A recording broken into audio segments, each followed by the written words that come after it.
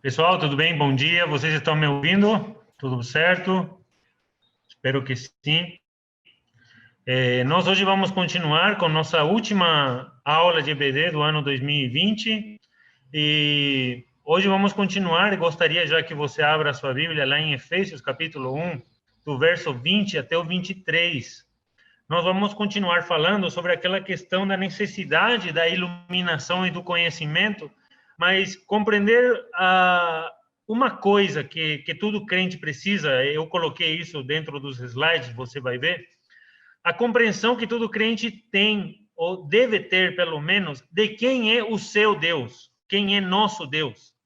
Há uma necessidade grande de a gente entender quem é o nosso Deus e de que maneira ele tem se manifestado a nossa vida, de que maneira ele tem se manifestado durante a história e que diferença isso faz para nós, tá? Vamos ler, eu gostaria de ler com vocês Efésios capítulo 1, verso 20 até o 23. E lembre-se que nós estávamos falando, o último versículo fala do poder de Deus, o grande poder de Deus que ressuscitou Jesus Cristo dentre os mortos, e que é o poder que também traz transformação para a nossa vida. Só que mais do que falar do poder, eu queria começar a falar depois sobre quem é o nosso Deus, tá bom? Vamos ler Efésios capítulo 1, versículo 20 até o 23. O título aqui é O Mundo Tem um Novo Senhor, né? Pelo menos é isso que eu coloquei aqui. Vamos ler, diz assim: esse poder, está se referindo ao poder de Deus. Esse poder ele exerceu em Cristo, ressuscitando-o dos mortos e fazendo-o assentar-se à sua direita, nas regiões celestiais. Verso 21. Muito acima de todo governo e autoridade, poder e domínio, e de todo nome que se possa mencionar, não apenas nesta era, mas também na era que há de vir. Verso 22. Deus colocou todas as coisas debaixo dos seus pés e o designou cabeça de todas as coisas para a igreja, que é o seu corpo, a plenitude daquele que enche todas as coisas em toda e qualquer circunstância. Bom, você pode ver aqui que o título da nossa aula hoje existe um novo Senhor, né? O mundo tem um novo Senhor. Por que um novo Senhor? Porque justamente a criação toda, ao Adão, ele se rebelar contra Deus,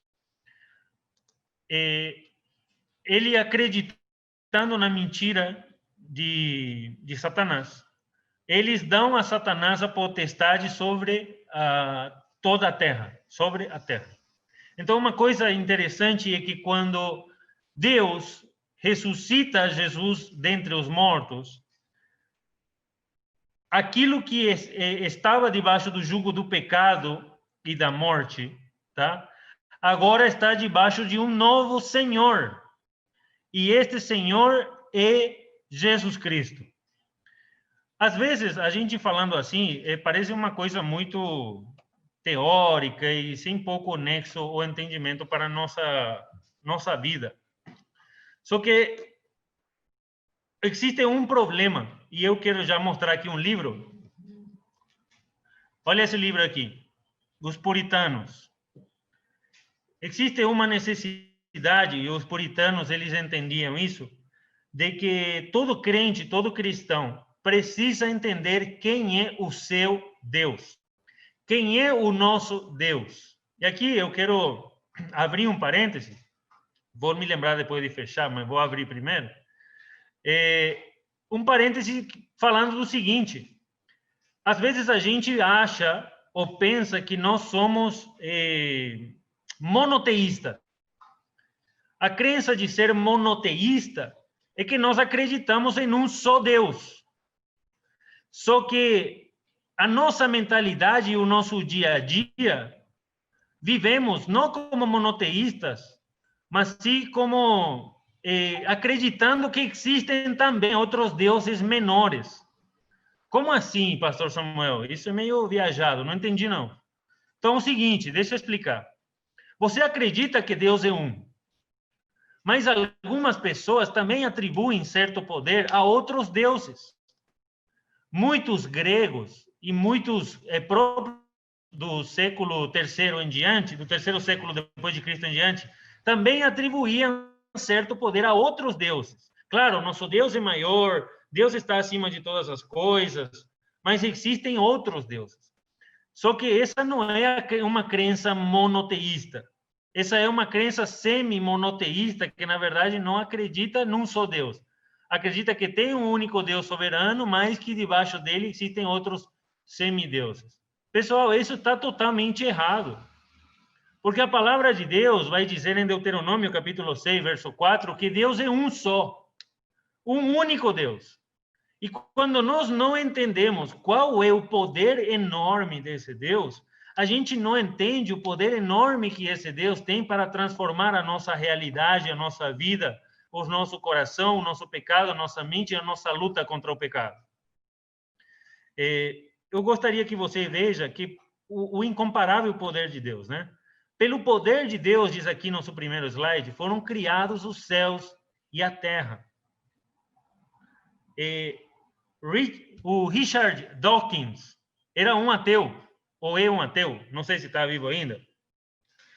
É um ateu que ele dizia o seguinte, que ele não acreditava em Deus, porque as coisas elas continuam se sustentando sem precisar de um Deus que se mostre para nós.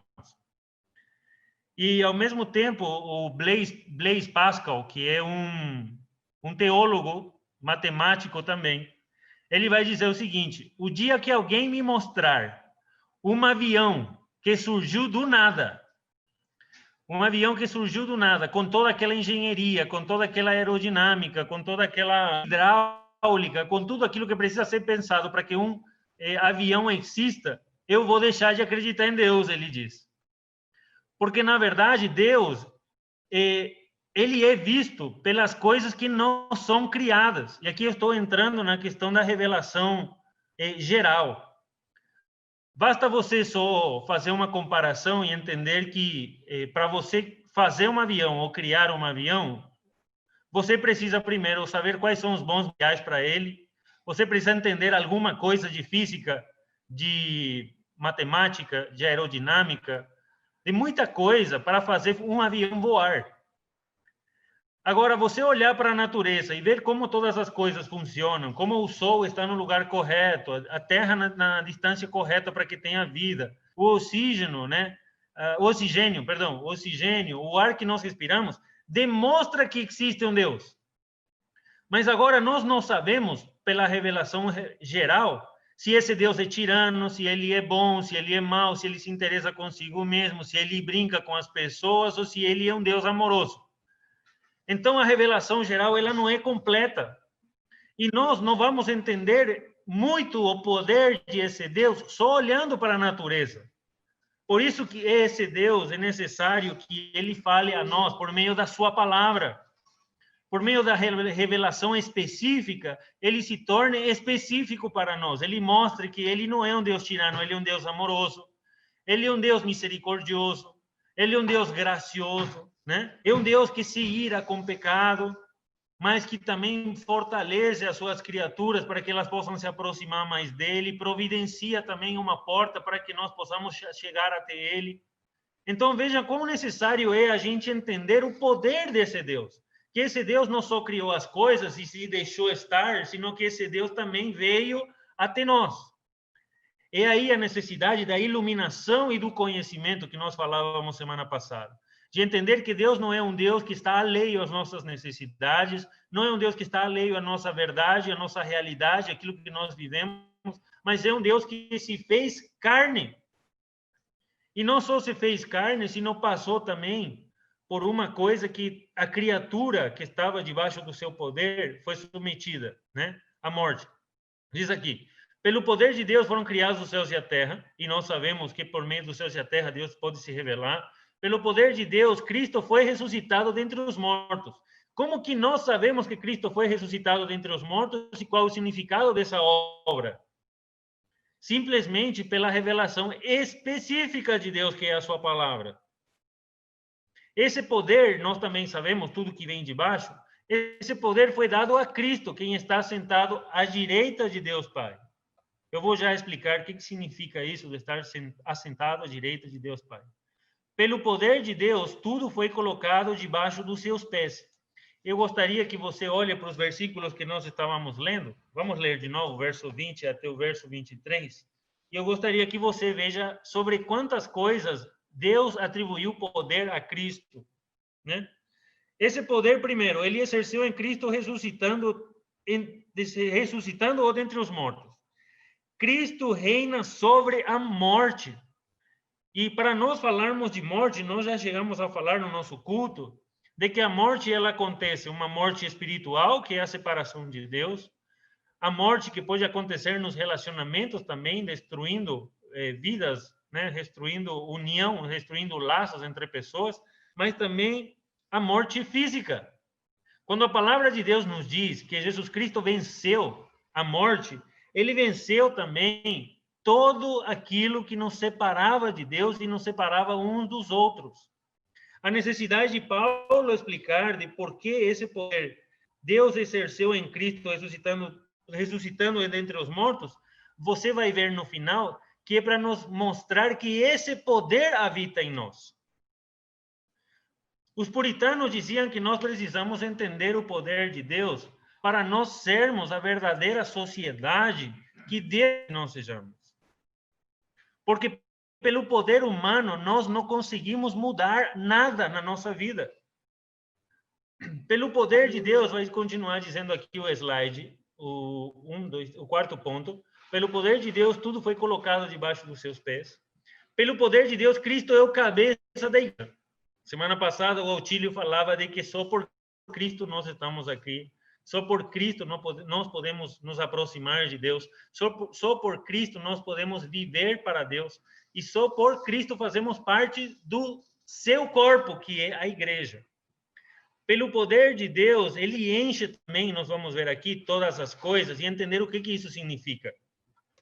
Gostaria de passar para o outro slide e falar para vocês o que eu estava dizendo aqui.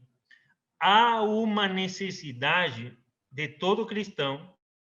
Espera aí, desculpa, escrevi errado aqui, gente. Há uma necessidade de todo cristão entender quem é o nosso Deus. Eu coloquei primeiro que Deus criou os céus e a terra. Muitos aceitam que Jesus Cristo é um entre outros, e poucos reconhecem que ele é o único e verdadeiro Deus. Dizer que ele é o único provoca muita gente.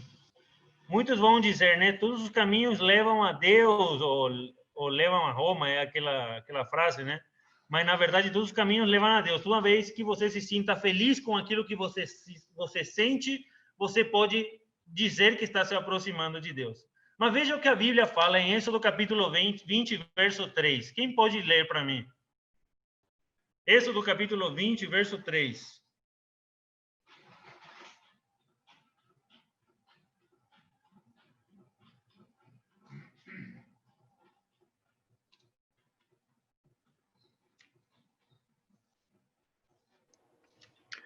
Não terá outros deuses além de mim. Tá, esse é o primeiro mandamento, gente, primeiro dos 10 mandamentos. Não terás outros deuses perante mim, porque não há outro Deus. E eu queria explicar para vocês, já queria pular aqui para o terceiro slide, o quinto slide, desculpa. Duas coisas que nos fazem entender quem é o nosso Deus, tá bom? A primeira é a parábola do aquário e depois queria falar sobre as máscaras. Pessoal, uma vez disse que um homem estava alimentando seus peixinhos e cuidando do seu aquário. E quando ele se aproximou, ele viu que cada vez que ele se aproximava dos peixinhos, eles fugiam dele. Não sei se você já se aproximou de algum aquário pequeno, tá? Daqueles de casa, não estou dizendo aquele aquário grande. E você vê como os peixes fogem ou se escondem. E esse cara chamou um amigo e disse, mano, eu queria falar uma coisa para você que eu não sei o que acontece com esses peixes. Porque para cuidar desse aquário aqui, eu tenho que cuidar do pH da água. Para cuidar desse aquário aqui, eu tenho que dar a comidinha no horário certo, manter o aquário limpinho, ordenado, né? Para que eles possam ter vida, porque senão esses peixes morrem. Eu tenho que colocar uma luz no horário certo, na maneira correta, no lugar certinho, para que isso não afete a vida deles, né? Tudo. E ele diz assim, mas quando eu me aproximo desses peixes, eles fogem de mim. Ele disse isso para o amigo. Aí o amigo disse assim, mas claro que eles vão fugir de você, você é muito grande. E quando eles veem você, eles veem um Deus. Alguém que não é nada parecido com eles, alguém que está cuidando da comida, cuida de tudo, e eles têm medo de você. Sim, mas eu gostaria que eles me amem, que eles me cuidem, né? Que eles possam se relacionar comigo. Aí o que o cara falou assim? A única maneira que eles vão ter para se relacionar contigo é se você se fizer um peixe. É se você se tornar um peixe e você entrar no aquário. É aí que eles vão poder conversar com você e estar junto com você. Pessoal, essa parábola aí é só para exemplificar um pouco de quão grande é nosso Deus. Nosso Deus, ele, para não ser, vamos dizer assim, demais para nós, ele precisou se tornar conforme a imagem de homem, né? Vamos dizer assim, para ele participar conosco e estar conosco. Veja quão grande poder Deus exerceu em Cristo Jesus, que para Jesus estar entre nós, Jesus teve que tomar forma humana. Porque se Deus se apresentasse a nós da maneira normal como ele é, vamos dizer assim, com todos os seus atributos, com toda a sua glória, nós não resistiríamos à sua presença. Porque Deus é santo, santo, santo, santo, santo, santo. E nada resiste à sua presença. É interessante, se você ler Apocalipse, capítulo 4, verso 1 até o 11, e vou deixar para você ler em casa, lá vai falar que tinha viventes e tinha 24 anciãos. E todos eles se prostravam perante a glória de Deus. Se você lembra de Ezequiel, de que os querubines, eles têm quatro asas e com duas cobrem o rosto e com as outras duas se sustentam, até os anjos mais santos cobrem o rosto perante Deus. Porque ninguém resiste à glória de Deus. Imagina o seguinte, se você, humano, do nada, estiver num lugar escuro e de repente você for submetido a uma luz tão forte, tão forte, tão forte, o que vai acontecer com seus olhos? Você vai ficar cego. Você vai perder a vista. Agora imagina estar na frente de uma luz que é incomensurável. Uma glória tão grande. A palavra de Deus diz que ninguém jamais viu a Deus. Nosso Deus é enorme, em nada parecido com qualquer coisa que nós possamos nos imaginar. Mas interessante, aqui vem a questão da máscara, a ideia da máscara. Enquanto os homens usam máscara para cobrir quem eles são, Deus precisa usar uma máscara para mostrar quem ele é. Deus precisou abrir mão da sua glória completa e assumir forma humana para ele poder se relacionar conosco literalmente, viver o que nós vivemos, nos ensinar a sermos quem Deus quer que nós sejamos e ele viver da maneira correta entre nós e em nós, acima de tudo. Por que eu estou falando disso? Porque foi isso que Cristo veio fazer. A obra de Cristo Jesus, primordial, foi dar a oportunidade ao homem de poder habitar junto com seu Senhor, com seu Deus. Quando nós não entendemos o que significa, de fato, a morte e a ressurreição de Cristo Jesus, nós esquecemos a obra principal de Cristo, nos aproximar do único e verdadeiro Deus. Pessoal, qual é a necessidade da gente entender isso? Vamos continuar lendo o nosso texto de Efésios. Diz aqui que também Deus os fez assentar, né, nas regiões celestiais muito acima de todo governo e autoridade. Ou seja, Cristo reina acima de todo e qualquer governo e autoridade, poder, domínio e de todo nome que se possa mencionar. Não apenas nesta era, mas também na que há de vir. Deus colocou todas as coisas debaixo de seus pés, isto é, a Cristo, e o designou cabeça de todas as coisas para a igreja. O que significa o que Cristo nos colocou, se colocou como cabeça da igreja acima de todas as coisas? Pessoal, esse Deus, o único e verdadeiro, que se fez homem, veio para nos ensinar, para ser o nosso pensante, vamos dizer, o cérebro, do que nós somos como igreja. Como igreja. Não estou falando aqui como indivíduo, pessoalmente, tá? Estou falando como igreja. Os puritanos, eles perseguiam e buscavam o avivamento. O que é avivamento? Avivamento é a transformação de vida que Deus é capaz de fazer quando homens e mulheres reconhecem a grandeza do único e verdadeiro Deus e a sua obra salvífica. E decidem não mais viver como eles viviam, sino abrir mão de si mesmos e se entregar às verdades prescritas pelo único e verdadeiro Deus. Agora, o chamado de Paulo na carta aos Efésios é justamente para que a igreja faça isso. Eu não sei você, mas eu quero uma igreja que frutifique. Eu gostaria de uma igreja que de fato viva em amor um com o outro. Eu gostaria de uma igreja que não constrói relacionamentos para dentro, senão uma igreja que externaliza Cristo lá fora. Eu gostaria de uma igreja e procuro uma igreja que está prostrada perante o único e verdadeiro Deus e não procurando coisas que o mundo oferece. Uma igreja que cresce. Uma igreja que cresce não só em quantidade, mas também em qualidade de pessoas. E por isso cresce em quantidade.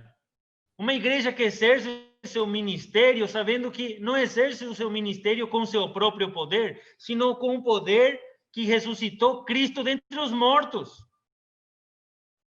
Esse poder que criou os céus e a terra é o poder que habita em você e em mim, irmão, irmã. Quando nós negligenciamos qual é o poder de Deus, aquele que ressuscitou Cristo dentre os mortos, aquele poder que criou os céus e a terra, a gente negligencia quão grande obra Deus é capaz de fazer na sua vida e na vida da nossa geração, na vida da nossa igreja. Interessante que a palavra de Deus fala que Deus, deu poder para Cristo Jesus e colocou todas as coisas debaixo do seu poder. E sobre todo nome ele está reinando nesta era e na era que há de vir. Eu quero mostrar para vocês aqui uma compreensão de um teólogo que fala sobre como a gente deve entender a questão da eternidade, da história humana e aquela questão que a Bíblia fala nesta era e na era por vir. Não sei se vocês estão vendo meu ponteiro aqui. Tudo começou com Adão, mas antes de Adão já existia a eternidade, onde Deus estava e está e estará para todo sempre. Em Adão começou a nossa era, tá? A era do primeiro homem, Adão. O primeiro homem caiu e por causa dele o pecado reinou na carne humana. Essa era se estende até os nossos dias. Mas a era por vir, ela corta a história humana no meio. E esse novo começo, essa nova era, é o reino de Cristo. Aquele reino que Cristo disse para os fariseus, eis que o reino já está entre vós. O reino já está aqui, já veio, e era ele. Cristo instaurava um novo reino. E esse reino, estabelecido na sua ressurreição, continuará para tudo sempre. Veja que ela continua com a eternidade, essa seta aqui. E quando termina o presente século? Na segunda vinda de Cristo Jesus. Por que que é importante a gente entender isso? Porque, pessoal, veja onde nós nos situamos hoje. Aqui. Tudo poder, toda autoridade, tudo lhe foi entregue, disse Mateus capítulo 28, versículo 19 e 20. Já lhe foi dado a Cristo. Ainda falta ser estabelecido, claro está, né? O reino pleno, onde nós já não temos mais o pecado e onde Cristo reina para tudo sempre. Mas veja, nós nos encontramos aqui. E se o poder que criou os céus e a terra, o poder que ressuscitou Cristo dentre os mortos, está conosco aqui hoje, quantas coisas o Senhor ainda não é capaz de fazer por meio de homens e mulheres que se prostram perante a sua presença. Aqui ele vai dizer, Deus colocou todas as coisas, verso 22, debaixo dos seus pés e o designou cabeça de todas as coisas para a igreja. Além de Cristo ser o cabeça de todas as coisas, principado, potestade, estar acima da morte, acima do próprio pecado, acima da condenação, ele está também acima da igreja. A compreensão de qual é o poder de Deus nos faz entender quantas coisas Deus ainda pode fazer na sua vida, na nossa geração, e ainda irá fazer quando seu reino seja estabelecido plenamente. Aqui ele vai dizer, né, que a igreja é o seu corpo, a plenitude daquele que enche todas as coisas, isto é, Cristo de novo em toda e qualquer circunstância. Justamente estou falando aqui de que Cristo enche todas as coisas. Por quê? Porque nele está tudo. Tudo foi submetido ao reino de Cristo. Então, de que maneira um cristão ou uma cristã deve viver? Prostrado e seguindo agora não mais ao presente século, que um dia irá terminar, não mais nada que construa o reino do presente século, mas caminhando na era por vir, pensando no reino dos céus. E como que eu caminho, pastor, de forma prática, no reino dos céus, ou caminhando para o reino dos céus? Pessoal, eu quero falar de 2 pontos aqui, e isso é um pensamento que quero me deter para explicar. Caso tenham dúvidas, por favor, falem, tá? O seguinte, deixa eu ver só a hora aqui. 11h30, tá. Existem 2 maneiras de se pensar o cristianismo. 2. E estas 2 podem ser um extremo ruim e outro extremo ruim. As 2 estão ruins. A gente precisa achar o equilíbrio. Deixa eu ver só aqui se consigo abrir para ver todo mundo. Flávio, você consegue abrir para eu ver todo mundo aí?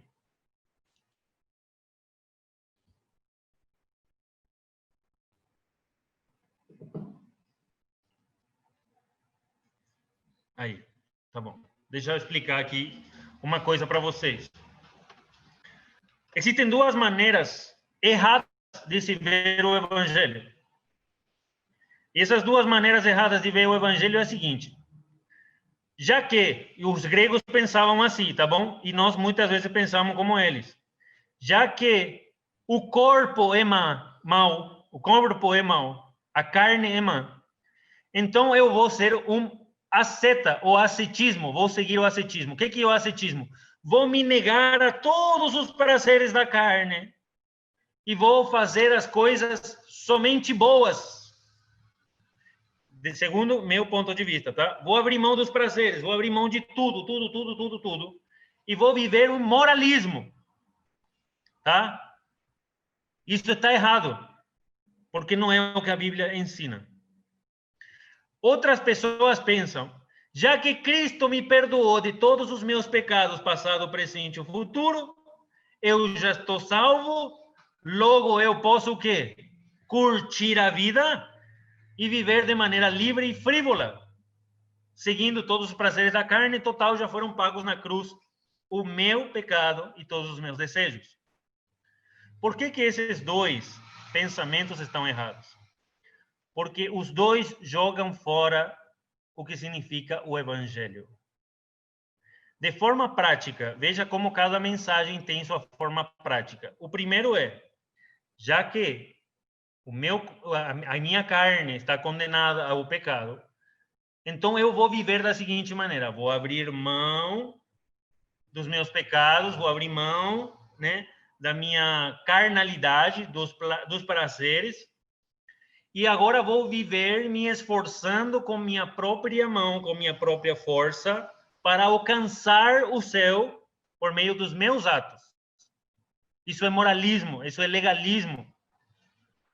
Isso não serve, porque você tenta caminhar com suas próprias forças e com seu próprio, com sua própria meritocracia, você tenta alcançar o céu, quando o céu é dado de graça para nós.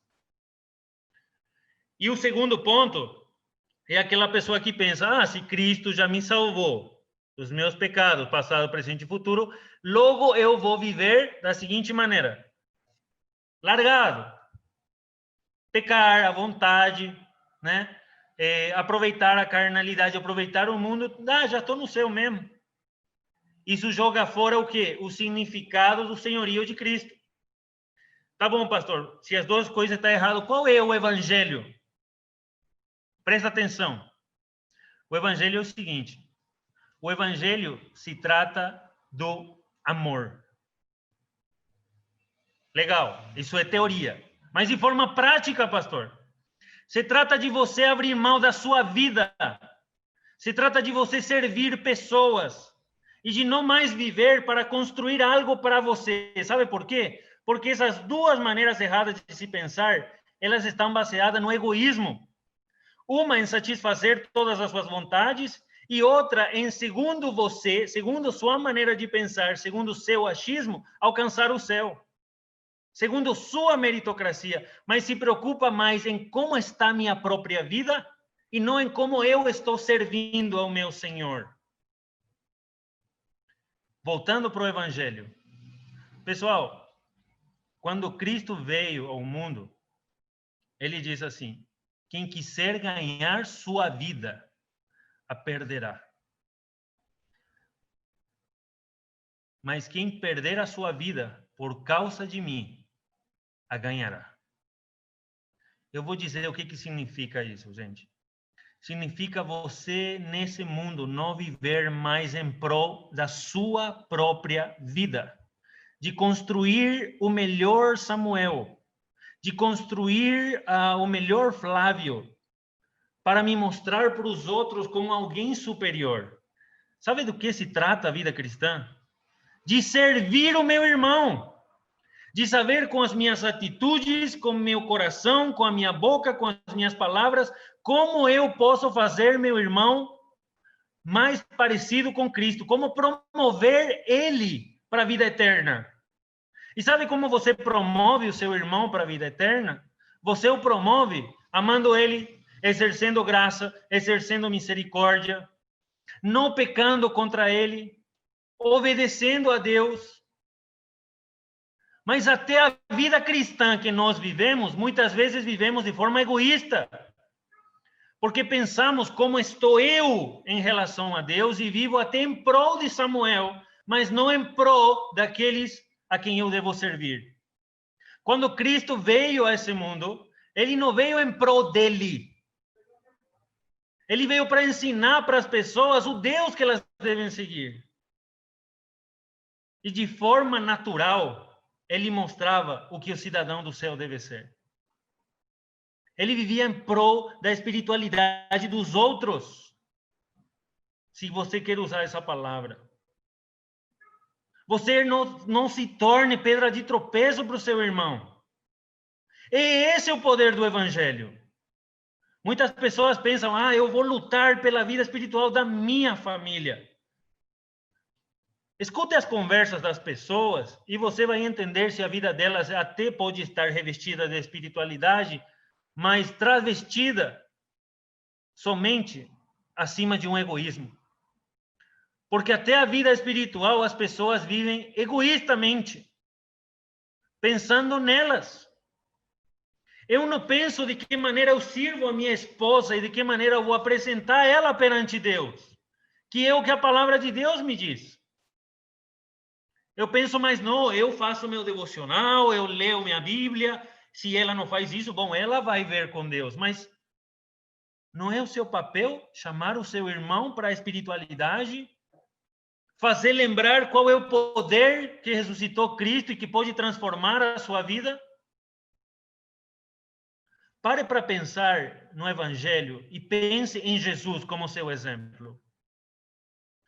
Tentaram fazer Jesus rei sobre os judeus. Sabe o que Jesus fez? Fugiu. Porque não era a hora. Porque ele precisava primeiro construir o reino no coração das pessoas, destruindo o paradigma de reino que as pessoas têm na sua mente e construindo o reino de Deus. E sabe como se resume o reino de Deus? Servir aos outros. Filipenses capítulo 2, verso 1 até o 5, se você quiser ler. Aquele que, sendo igual a Deus, não se apegou àquilo, senão se tornou servo, né? Vamos ler Filipenses capítulo 2, verso 5. Filipenses capítulo 2, verso 5. Você quer praticar o evangelho? Você quer saber de forma prática como é viver o evangelho? Veja Jesus, ele é o maior exemplo. Seja a atitude de vocês a mesma de Cristo Jesus, que embora sendo Deus, e nós já falamos que tipo de Deus ele é, tão grande, tão grandioso, maravilhoso, não considerou que o ser igual a Deus era algo que devia se apegar, mas esvaziou-se a si mesmo, vindo a ser o quê? Rei sobre os homens, melhor que os outros. Não, sendo servo, tornando-se semelhante aos homens, e sendo encontrado em forma humana, humilhou-se a si mesmo e foi obediente até a morte e morte de cruz. Pessoal, ganhar a vida segundo o mundo é essa visão egoísta, né? Algumas pessoas querem Deus para construir o seu reino, isso nós já sabemos, né? Ah, Senhor Deus, gostaria que esse trabalho venha aqui. Supostamente é para abençoar pessoas, né? Mas eu gostaria de ganhar tanto para poder ter segurança para isso. E é legal pensar assim, porque é normal, todo mundo pensa. Mas quantos pensam assim? Pai, eu gostaria de ter um trabalho onde eu, mais do que ganhar dinheiro, eu possa servir as pessoas e fazer o meu melhor para elas. Se Deus quiser me dar um salário bom por isso, amém. E vou me esforçar para isso. Mas se não, então também, Senhor, tá bom. Mas eu estou fazendo o que te glorifica. Pessoal, o dinheiro é necessário. Mas eu gostaria de lembrar o que nós falamos hoje no culto. Que muitas vezes nós colocamos o dinheiro acima de Deus. E eu tive uma conversa com minha esposa essa semana e ela divergiu comigo. Vai divergir comigo, eu gostaria que fosse assim. Porque há uma luta de pensamento entre o pensamento do evangelho e o que o mundo prega. As pessoas correm atrás de doutorado, mestrado, e isso é bom. Só que pense na motivação do seu coração. E eu não posso julgar porque eu não sei seu coração somente. Você sabe. Mas as pessoas querem um mestrado, doutorado, pós-doc para garantir mais dinheiro na sua casa. Ou, se você é cristão, vamos dizer assim, evangélico, não estou dizendo que você não seja cristão, tá? Estou dizendo que crente também pensa errado. Se você é cristão, se você de fato tem essa mente evangélica, você vai pensar da seguinte maneira: Senhor, eu quero me preparar da melhor maneira possível para que as pessoas vejam que até nas coisas pequenas que nós devemos fazer, nós podemos servir os outros. Se Deus quiser me dar um salário bom por isso, amém. Mas se eu estou servindo as pessoas e mostrando Cristo naquilo que eu faço, eu vou me sentir mais gratificado. Por que coisas será que você trabalha? Será que o seu trabalho você está usando para glorificar a Deus? E glorificar, não estou dizendo aqui, isso eu disse para a Jéssica, não se trata de você parar de fazer uma especialização. Se trata de você fazer sua especialização, mas não pensando como isso vai gerar mais renda para construir o seu reino, tá? Sua segurança, o bom para sua família, que é bom que você tenha isso em mente. Mas pense assim, como todas essas ferramentas servem para eu servir mais os outros e aproximá-los por meio dessa ferramenta mais a Deus? Você já parou para pensar nessa maneira de considerar a vida? Porque a gente considera a vida por meio das coisas materiais, pessoal. Enquanto eu vou ganhar mais no final do mês, quanto eu vou ganhar mais no final do ano, mas a gente não pensa como é que nós podemos construir esse reino do céu até no nosso trabalho, na nossa casa, na vida da nossa família. Se Deus quiser te dar uma casona, um apartamentaço, um carrão, um salário bom, top, por aquilo que você faz por amor a Ele, glórias a Deus, e que graça enorme o Senhor te daria. Mas se você faz aquilo que te agrada, aquilo que você ama fazer, que é servir pessoas, e ainda que por aquilo você receba algo pequeno, você não estará engrandecendo Deus e construindo o reino dele? O que isso tem a ver, pastor, com o poder de Deus? Estou falando que o poder de Deus transformou a nossa vida de pecado em uma vida capaz de glorificar ao nosso único e verdadeiro Deus. Flávio, eu quero colocar de novo acho que é esse daqui. Pessoal, eu gostaria que vocês vejam essa oração.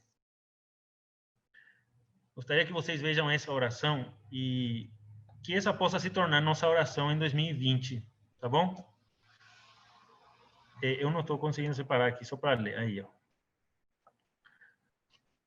Com o poder de Deus, o poder que ressuscitou Cristo dentre os mortos, o poder que deu a Cristo autoridade sobre todo o principado e potestade, sobre todo nome nessa era e na que há de vir. Com esse poder com o qual Deus estabeleceu a igreja, que com esse mesmo poder nós possamos agora, vamos orar aí, veja o que vamos ler. Eu quero que você leia comigo e pense no que nós vamos orar.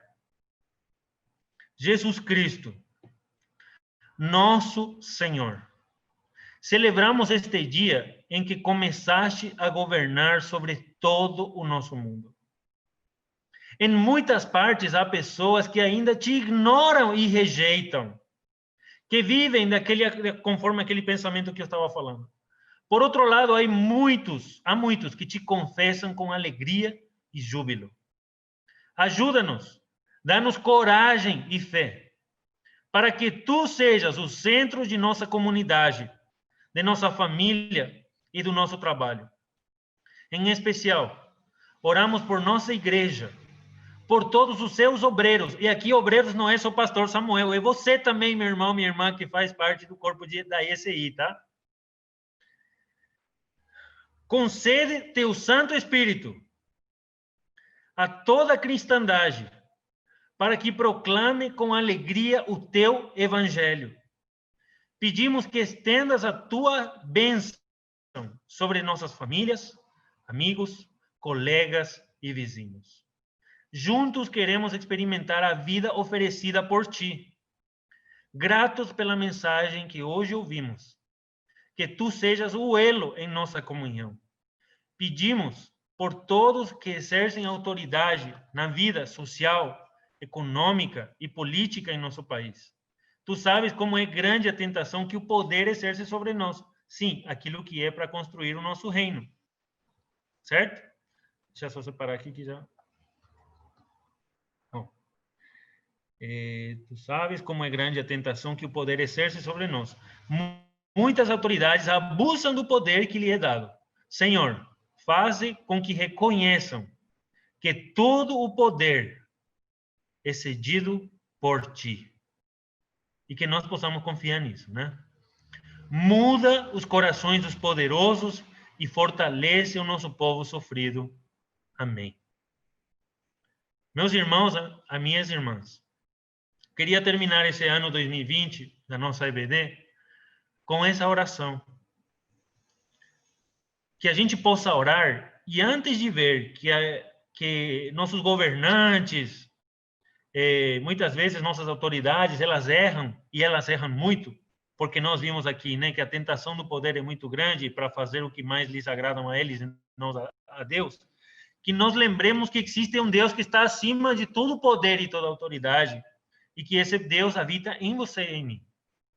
E que nós possamos orar para que, assim como Deus está transformando a nossa vida, Deus transforme a nossa geração, Deus transforme a nossa nação, e Deus transforme a nossa igreja, para que possamos servir a Deus da maneira que a Ele lhe agrada.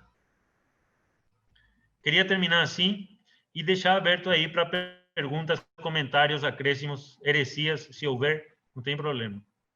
A gente fala, tá bom?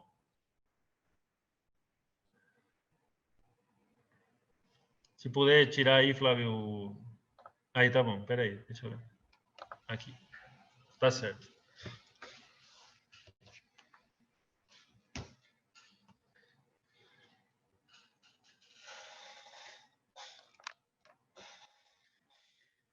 Tem 10 minutos aí para falar.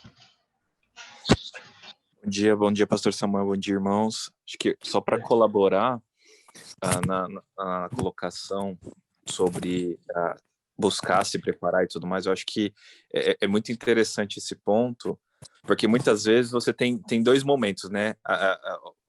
Aquela pessoa que fez um curso ou faz alguma coisa e entende que não, Senhor, já fiz a minha parte, agora é com o Senhor, me dá um emprego. E tem aquela outra pessoa que busca status para ter alguma autoridade em cima, né? Quando, na verdade, buscar fazer o melhor para o Senhor é sim você buscar se aperfeiçoar, é sim você buscar fazer a sua parte, e isso não é um momento, são vários momentos, a cada momento daquilo que você está vivendo, né? E, ao mesmo tempo, é dedicar isso ao Senhor para que Ele faça aquilo que Ele quer. Seja dar um bom salário, seja não dar um bom salário, seja dar um bom emprego ou não, um momento de desemprego, né? O Senhor, Ele é soberano em todos esses momentos. Mas aquilo que está no seu coração é fundamental para que você não deixe fala, Senhor, faça aquilo que o Senhor tem que fazer e eu fico aqui acomodado esperando, mas eu sempre buscando me aperfeiçoar, aprimorar o meu conhecimento para que o Senhor use do jeito que Ele deseja, né? Certo. É isso daí, Bruno. Isso mesmo. Ó, essa ideia não é minha, tá, gente? Eu tô tirando disso daqui, ó. Se você quiser ler, 400 páginas. Quem gosta de ler, eu gosto. Então, tô lendo aqui.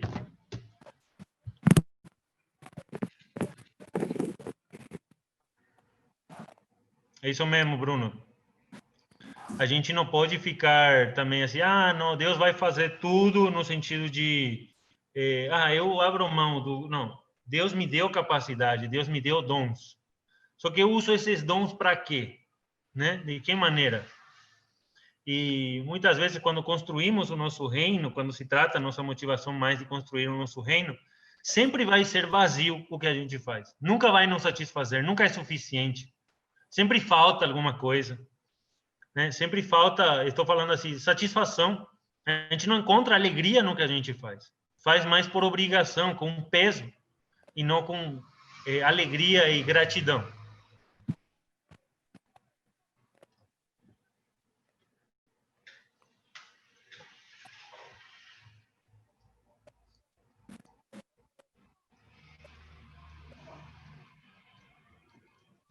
Eu também acho que, aproveitar aqui que o pessoal está um pouquinho tímido, que tem muito a ver com o que o pastor hoje falou na pregação sobre Cristo estar em todos nós, ele ser tudo em todos, né? E por esse poder que nós conseguimos, porque sem Cristo, como o pastor falou, né? Quando você afasta o evangelho, quer fazer as coisas da sua maneira, ou entende errado, né?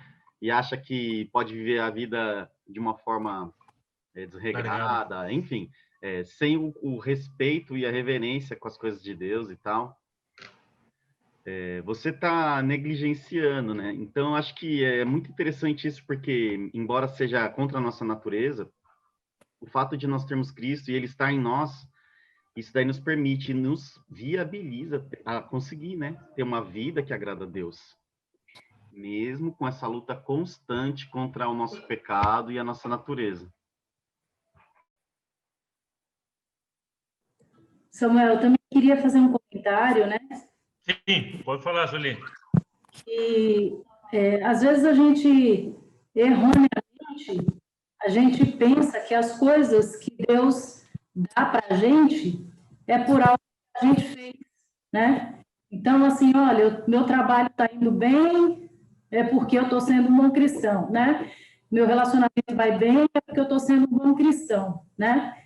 E um modo correto de um cristão ver é: Deus tem me abençoado no trabalho, Deus tem me abençoado na família, então eu preciso fazer uma coisa para o reino, muito mais do que em qualquer outra situação, né? De usar a inteligência que Deus me deu, o dinheiro que Deus me deu, a paz que Ele me dá, para transmitir isso para os outros, né? Com certeza, com certeza. Eu vou dizer uma coisa, com o que a Sueli falou, me lembrei de uma coisa que eu ia falar, tá bom? Interessante que você compara todas as outras religiões com a nossa religião, né, cristã, a religião cristã com as outras religiões. Todas as outras religiões, para você alcançar, vamos dizer assim, o grau, o máximo grau, ou para você alcançar a promessa de alguma coisa, ou para você alcançar, sei lá, o que elas ofereçam, você precisa fazer algumas coisas aqui, certo? Você precisa de uma certa meritocracia. Só que é interessante com o que a Sueli falou aqui, Deus já nos deu tudo antes. Logo, Ele quer que nós sejamos filhos de Deus. Ok? Ele já nos tornou filhos de Deus, perdão. Logo, Ele quer que nós sejamos o que nós fomos chamados para ser. Ou seja, as promessas já nos foram dadas. Aquilo que nós somos, que é a imagem e semelhança de Deus, nos foi dado. A salvação já nos foi dado. Então, logo, vivamos, pois, como somos chamados a ser. É o que a Sueli está falando. Deus já me deu a graça, Deus já me deu o emprego, Deus já me deu as bondades dele, Deus já me deu tantas coisas. Então, logo, viva com isso para alegrar o seu Senhor. Em gratidão, né? Em submissão, serviço.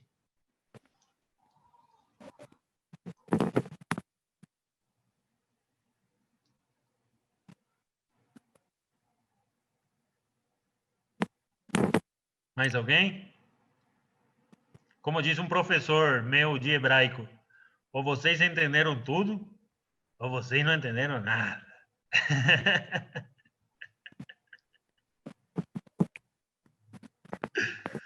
Ai, os que falaram não vou dizer não, mas os outros aí, espero que tenha sido, entendemos tudo, ou ficou claro. Acho que o silêncio é por causa da importância do que temos, que Deus nos deu, que a gente tem que refletir e, de fato, aplicar isso, né? Então, Amém. que seja um silêncio de reflexão. Que precisamos, Amém. de fato, refletir, né? Amém, amém, Edson, amém. É verdade. Eu tenho refletido muito, gente. Eu falo para vocês, minha senhora me pergunta, e aí, o que você está pensando? É muita coisa. Fala, Jader. Duas coisas que me vieram à mente. Uma é um hino que a gente... Acho que eu, por gostar muito da música, sempre me vem os hinos à mente. O hino diz assim: não sou meu, ó, não sou meu Senhor, sou todo teu. E pensando nesse hino, me veio aquela palavra, né, de Jesus, a minha graça te basta. Então, eu entender que eu não sou meu, que eu sou do Senhor, e que a graça dele me basta, me coloca, na realidade, nessa condição de servo, que é quem serve. Mas é difícil na nossa humanidade, aí eu vou pegar o que o Edson falou, né? eu costumo pensar muito nas coisas que eu ouço. Às vezes eu não manifesto, mas aquilo fica ruminando aqui na minha cabeça, né? E hoje, essa palavra simples que a gente conhece há muito tempo, ela é cutucada ali na essência, né? De o quanto que a gente faz, e faz até para glorificar o nome de Deus, mas lá no fundinho, até que ponto é para isso, é com esse sentido, ou é para satisfazer alguma coisa minha, algum ego meu, ou para dar algum conforto para os meus. É a essência, né? Qual é a atitude do servo que está ligado diretamente, que já não é dele, e para o qual a graça do Senhor basta. Deixa a gente assim... Sim, é muita coisa para se pensar. Eu diria que com peso no coração, eu diria que com um sentimento de culpa, assim, meio grande. Mas é só uma... Sim. Falta muito. O interessante, Jader, é que Deus derrama a sua graça sobre nós. Em que sentido? Até Ele nos fazer saber isso, né? Meu filho, qual suas motivações para você viver? Meu filho, né? Com amor, né? O pai chamando e dizendo, estou aqui. Viva para mim, né? E você vai ver os frutos. Quem não quer ver os frutos de uma vida cristã, né? Todos nós queremos ver. Mas vamos viver para isso. Vamos buscar aquilo, vamos almejar isso como almejamos as outras coisas, né? Eu penso que muito mais essa mudança de motivação e avaliar nosso coração durante todos os dias, que nos vai levar a esse passo a passo. Não é uma mudança radical que vai acontecer da noite para o dia, é um processo, e estamos nesse processo, né? Isso é bom. Agora, é duro, porque nos faz pensar, como o Jader falou, um sentimento de culpa. Quais são os frutos? Quais os frutos? Então, eu estou me perguntando, quais são os frutos? É alguma coisa que eu tenho? Alguma coisa que eu pego, que eu mostro, que as pessoas veem? Ou é alguma coisa que ninguém vê, mas que Deus está suprindo, que Deus está sustentando, que Deus está encaminhando, que Deus está orientando? Os frutos para o ser humano não são teoricamente, né? Para o ser humano, não estou nem falando do cristão, né? Para o ser humano são frutos que se veem, que se avaliam, que se podem medir. E os frutos para Deus não são esses. Pode ser como dádiva dele, mas não necessariamente são eles. Entendi. Eu acho que o problema todo, Samuel, é a questão de que a gente foi crucificado com Cristo, mas a gente não vive dessa maneira, né? A gente teria que viver dependendo o tempo todo de Cristo, né? Sim. E a imagem que a gente tinha que ter é a imagem de quem vive com Cristo, morreu com Cristo, né? E que quem vive não sou mais eu, mas é Cristo que vive em mim. Né? Como fala em Gálatas 2, 20 e 21 lá, né? Mas é um problema difícil, porque a gente está inserido nesse contexto da carne de uma forma que você é chacoalhado a se lembrar de vez em quando, não é você tem que deixar a sua vida e carregar a cruz. E isso é uma coisa que faz a gente pensar. Por isso que, como o Edson falou, todo mundo ficou mudo. Né? Pelo menos, eu fiquei mudo, pensando em todas as coisas que eu não faço, de como deveriam ser feitas, né? Só uma coisa aí para terminar, que já está terminando o nosso tempo aí. O seguinte, pessoal. Pense de maneira prática essa semana. Coloque essa semana como... Está terminando o 2020, né? Temos oportunidade aí, já enfrentamos um 2021 Mas pare para pensar. Como que estou servindo as pessoas que estão ao meu redor? E exercite com a sua família. Que fruto tenho mostrado para eles? E aqui nesse fruto são já do fruto do Espírito. O fruto do Espírito. Que tipo de fruto tenho mostrado para minha família em questão de paciência, misericórdia, graça, amor, né? Benignidade, bondade, fé, mansidão. Justamente aqui está a questão do serviço. Porque todo mundo quer receber o fruto do Espírito no sentido dos outros, né? Ah, que os outros tenham graça comigo, que os outros tenham paciência, que os outros tenham misericórdia. Mas você, ao servir os seus irmãos, sua esposa, seu esposo, seu filho, sua filha, seus, sei lá, colaboradores, né? Chefes, como estou servindo eles? E que motivação estou tendo para servir eles? Para eu usar eles como degrau ou estou servindo eles para promovê-los a conhecerem Deus? Tá? Então, vamos exercitar isso essa semana. E lembre-se uma coisa, o poder de Deus habita em você. Essa ação que eu coloquei lá no final é para nós orarmos todos os dias, tá, gente? Deixa eu ver se consigo apresentar, colocar de novo. Aqui, ó. Pastor. Vamos ver se consigo colocar de novo. Sim. Deixa que eu mando no grupo essa oração. Tá. Pra gente... Essa oração... Fala, Flávio. Para a gente fazer uma oração final e encerrar, porque Tá. A gente passou um pouquinho. Já está passando a hora. Tá muito bom, mas... Senão Não, tá certo. Ó, aí fica complicado pra gente. Amém. Eu vou mandar no grupo da EBD essa oração que o pastor escreveu pra gente, para podermos meditar nela, né? Foi muito bom, muito gostoso. Vontade de ficar aqui até, nossa, a tarde inteira. E essa é a última EBD do ano, não podia ser diferente, né? Vontade de continuar, é uma bênção, é muito edificante para as nossas vidas mesmo.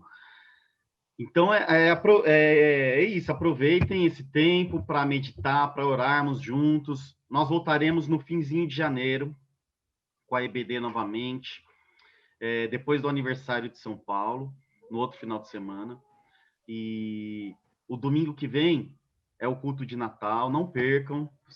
Fiquem atentos à programação, vai ser uma programação especial, num horário diferente. E com relação à EBD, muito obrigado, irmãos, pela fidelidade, obrigado por quão rico é esse compartilhar que nós temos de comunhão, de aprendizado que nós temos aqui juntos, compartilhando e ouvindo e aprendendo da palavra de Deus. Quero agradecer a todos e, pastor, você pode orar para a gente, encerrando, algum outro irmão que queira, né? E aí eu encerro a gravação. E muito obrigado, irmãos. Foi muito, muito edificante estar com vocês.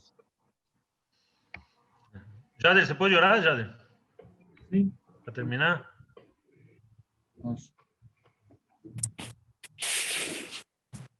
Pai querido, eu quero te agradecer, Pai, por essa oportunidade maravilhosa de compartilhar da Tua Palavra, de estudar a Tua Palavra, de principalmente, Deus, refletirmos à luz da Tua Palavra. A maioria de nós é, teoricamente, bons conhecedores da Tua Palavra, bons conhecedores, ó Deus, de tudo que cerca o mundo cristão, evangélico, mas às vezes, ó Deus, a Tua Palavra vai mais fundo no nosso coração. Quando a gente sai da nossa normalidade, ó Deus, do nosso a nossa zona de conforto e é confrontado, ó Deus, com verdades simples e básicas que a gente conhece há muito tempo, mas que às vezes a gente passa batido, ó Deus. Obrigado, Deus, porque Teu Espírito que habita em nós fala ao nosso coração quando ouvimos a Tua Palavra, quando lemos a Tua Palavra, quando temos comunhão com os nossos irmãos. Eu quero te agradecer especialmente por esse trabalho, ó Deus, por essa missão da Escola Bíblica Dominical, que é uma coisa tão valiosa para todo aquele que crê em Ti, ó Deus, da gente ter alertados diante de tantos pontos, ó Deus, que muitas vezes tocam num coração ou no outro coração, que às vezes eu mesmo me sinto e falo, puxa, essa palavra parece que não foi para mim hoje, essa palavra pode ter sido para um outro irmão, para outra irmã. A gente não sabe, ó Deus, o alcance da tua palavra, porque ela mexe com a individualidade. Pai, que todos os teus servos, que todos nós, alunos, professores, membros da tua igreja, possamos ter a honestidade de compreendermos, ó Deus, as nossas limitações e permitirmos que teu Espírito haja na nossa vida. Obrigado, ó Deus, pela escola dominical, obrigado pela vida do pastor Samuel, e todos que estão envolvidos com o ensino, ó Deus, com o testemunho, com as coisas, para que todos possam ser usados por ti, ó Deus, como têm sido usados, mas que o coração de muitos possam estar cada dia mais claros em relação ao nosso verdadeiro papel, em relação à nossa verdadeira motivação. Eu não diria nem a verdadeira, Deus, a nossa única motivação, que é como servos, procurar fazer a tua vontade. Muito obrigado, Deus, pelo dia de hoje, por esse período, por essa aula.